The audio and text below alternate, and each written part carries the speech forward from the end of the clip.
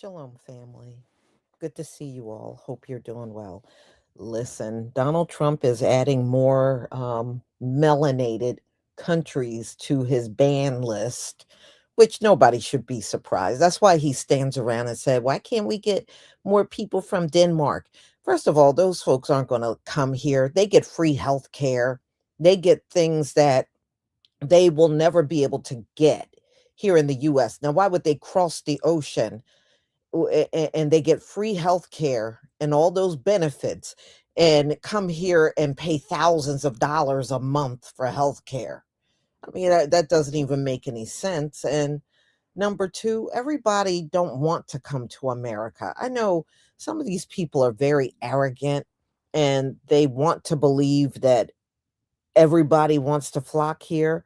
In a sense, that's true, but look who's running America right now. I mean, there's a lot of people that don't want to live under no country with Donald Trump leading it.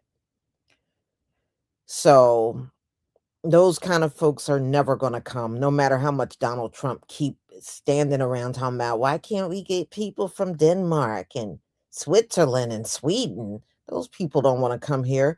And plus, didn't he fall out with the EU? Didn't he fall out with the EU over there? Them folks ain't coming over here.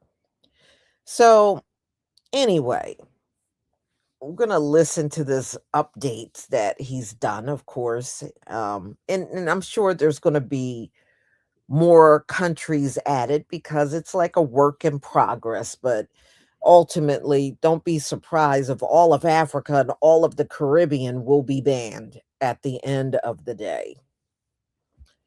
All right, y'all. Let me go ahead and share my screen so we can get started.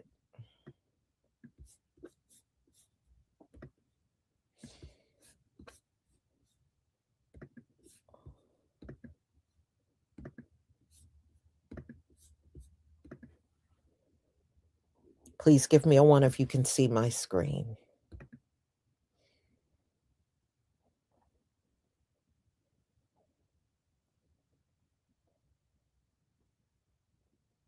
Thank you. Okay.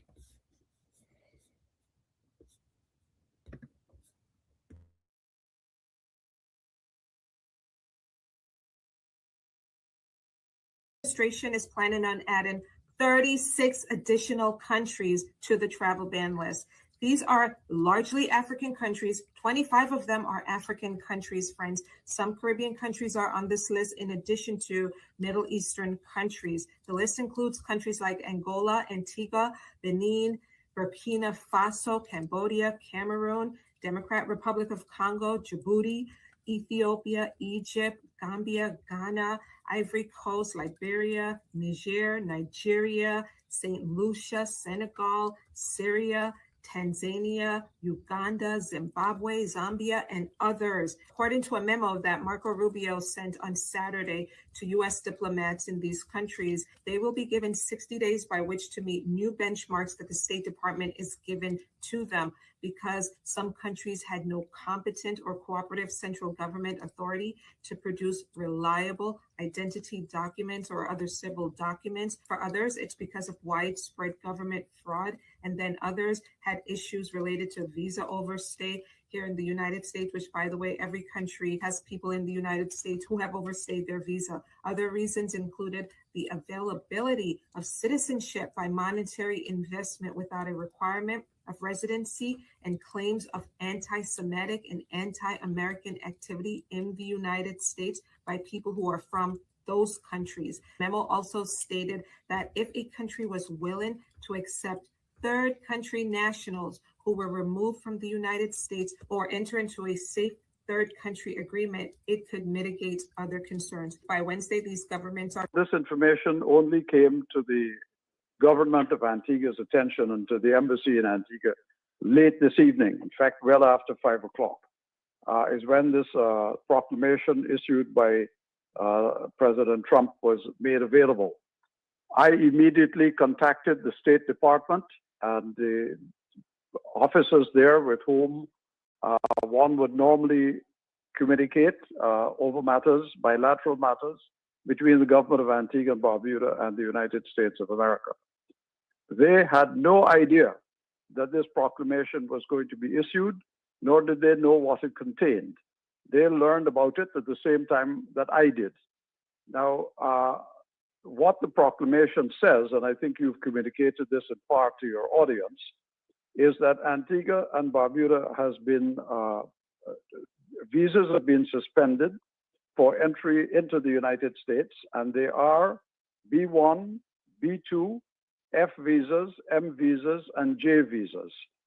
And the reason that is given is that Antigua and Barbuda has historically had citizenship by investment programs without residency. Now, I find that reasoning very curious because over the last few weeks, in fact, last couple of months, Antigua and Barbuda and all of the countries of the Eastern Caribbean that operate citizenship by investment programs have been in deep consultation with the United States at several levels of the US government, including the State Department, the Treasury Department, the Department of Homeland Security, our Eastern Caribbean Central Bank, and bilateral discussions with government officials, including heads of government. So the other curious thing about this, apart from the fact that this engagement has been going on, so this has happened without even any notice, is that only two countries have been selected from the Caribbean, Antigua and Barbuda and Dominica. There are three other countries that operate a CBI program without residency, and they are not mentioned. So it seems to me that there is more to this than just the reasoning that has been given in this proclamation. I have reached people in the White House for some clarification on it. Unfortunately, the ones I've been able to reach are as unclear about it as the ones in the State Department. Everybody understands that I'm anxious to get all the information I can and to start talking with people at a high level. I've made the request to see those people. It's not going to happen before tomorrow morning. But this is on my priority list. And what I have to understand is what beyond the CBI program may be pushing this particular this decision. Now, one other thing I should say, I had lunch today with two senior American ambassadors. Neither of the two of them knew that this was happening. And the conversation we had was about increased cooperation between Antigua and Barbuda and the United States. So, I mean, this added to my puzzle, my bewilderment about this statement being issued tonight and in this way. So, as I said, I suspect this has more to do, this has to do with other things than with the reason that has been given. And it is in pursuit of that reasoning that I will set myself tomorrow with an understanding of whether this position is one that can be reversed, what needs to be done to reverse it, because I know that the people of Antigua and Barbuda would be very anxious at several levels, the levels of students, because they come into the country on F visas. B1, B2 visas are visas that businessmen use to come into the United States to conduct business. So all of these people will be affected, and we have got to understand what the reasoning is and how best and what action we have to take to get this reversed. So that is a full-time job, and it'll start. Well, it started already. It'll be in earnest first thing in the morning. All right, thank you so much, Sir Ronald Sanders. We know that you're working right throughout the night as well, burning the midnight oil, as they say, to get further and better particulars, as they say, in legal terms on this issue. Thank you so much. May I, Garfield, sure. say one other thing? Sure. Because I've had inquiries from people in Antigua who my phone's been ringing all night. But let me say that this proclamation says that it is effective at 1 minute after midnight on January the 1st. In fact, that means it's effective at midnight on December the 31st. But a curious part of this thing says that in relation to the suspension of the visas, It says is hereby suspended. And that did not have a date. So I don't know if that has been put into effect immediately or not, but I have to have a clarification on that as well. Because I know people in Antigua may be boarding planes tomorrow to come to the United States on B1, B2 visitor visas. According to the proclamation, they should not be affected unless they're in and out of the United States by midnight on December 31st. But because I see these words, which says is hereby suspended, I need to get clarification on that, because we've got to have some time in which we can work to satisfy whatever concerns the United States might have and to get our visa status reinstated as quickly as possible. All right, so Ronald Sanders. If indeed that can be done. Caribbean cousins, as we have all heard, 2 Caribbean countries are currently on the partial ban list for entering America. They call it national security reasons. Allegedly. The suspensions of all U.S. visas for nationals of Antigua and Bermudas and Dominicas will take place on January 1st, 2026. The primary reasons is because of Citizen by Investment Program. So you telling me, allegedly, this America seems to be what? Threatened by these 2 Caribbean countries who are what? Becoming very independent, whose growth and development are rising quickly, and what? Are no longer, seemingly no longer depending on America. As one African, one prime minister that paid off their debt in full, stated, allegedly, build it and they will come. Antigans, Dominicans, build your country and America will come. So no matter what they say, the independence of the Caribbean nation will effectively take place very soon. From the White House, the Trump administration is expanding its travel ban to include 5 more countries. Those countries, including Syria and Mali, were added to 12 nations already on that banned list since June. The move is part of the administration's efforts to tighten U.S. entry standards for travel and also immigration.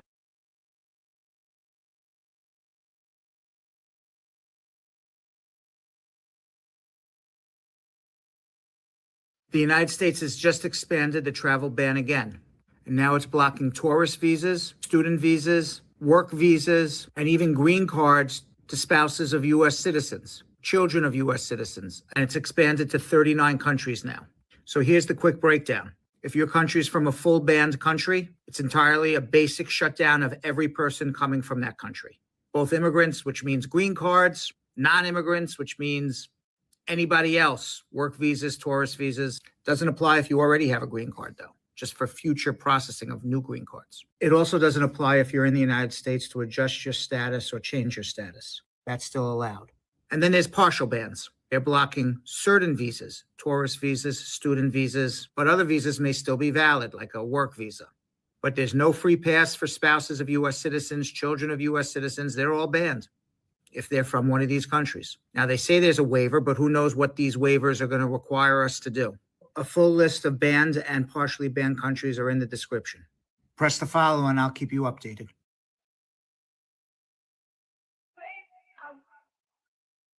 "15 out of 17 countries Trump just banned are majority Black. If you think that's random, let me show you the receipts. Pay attention to this, because what they're calling national security is actually something much older and uglier. Follow now if you're tired of them disguising racism as policy. Picture this, December 2025. Trump announces travel restrictions on 17 countries, citing security concerns over citizenship by investment programs and vetting failures. You were taught travel bans are about terrorism and safety, protecting American borders from threats. I believed that too, until I looked at the list. Antigua and Barbuda, Dominica, Angola, Benin, Cote d'Ivoire, Gambia, Malawi, Mauritania, Nigeria, Senegal, Tanzania, Zambia, Zimbabwe.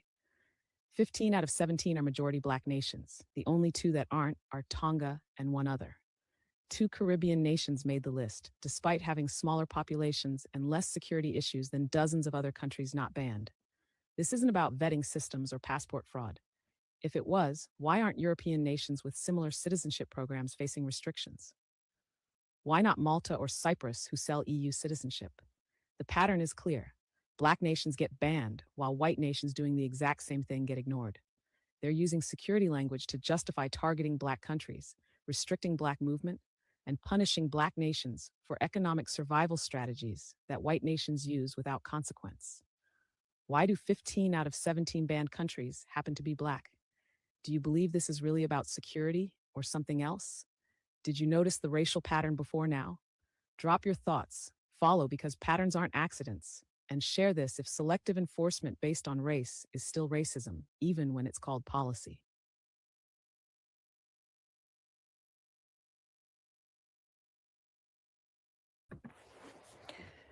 Well,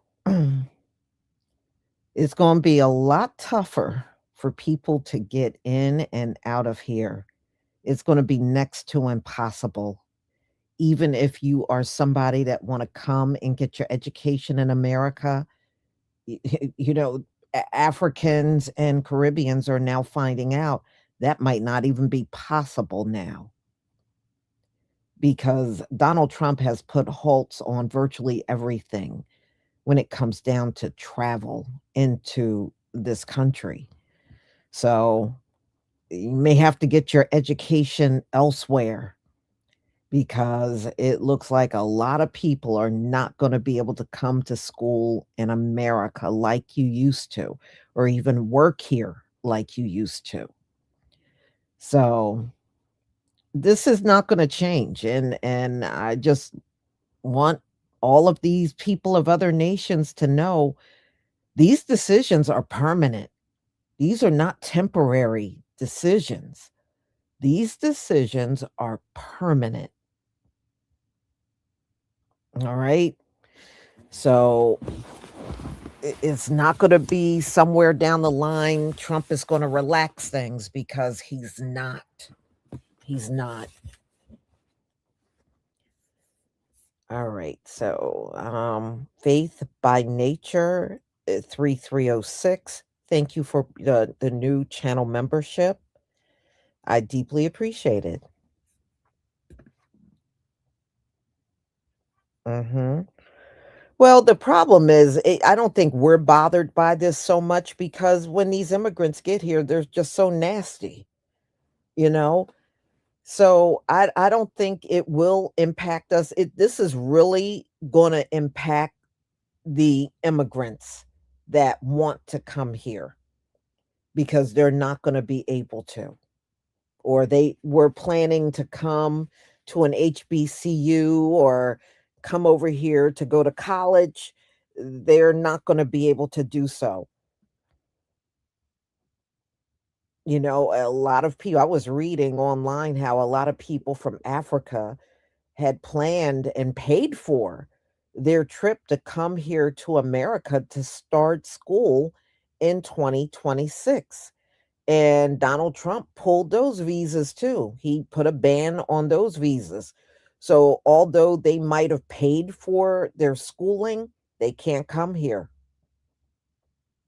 So it doesn't even matter if even if they paid for their housing ahead of coming here, it doesn't matter. They can't come here. It has to be a very special circumstance. If it's not, they can't come here. So it's going to be very interesting to see how things are moving forward. 2026 is definitely going to be an interesting year. So, y'all, I'm going to go ahead and conclude. This is my final live for today. I thank you all for being here. I thank you all for your support. And don't forget, you can still get 30% off of your purchases over on Etsy. I will be restocking the butter, probably more than likely tomorrow morning. But I do still have some botana oils out there, the whipped botana oils, and there's still some edge growth butter out there as well. So, as well as my other thing, my sprays and my hair growth oils, all of that is still out there as well. So, y'all take advantage because, I mean, this is the 22nd, so there's only 2 more days left on the sale. So, have a wonderful, wonderful, blessed night. Shalom, family.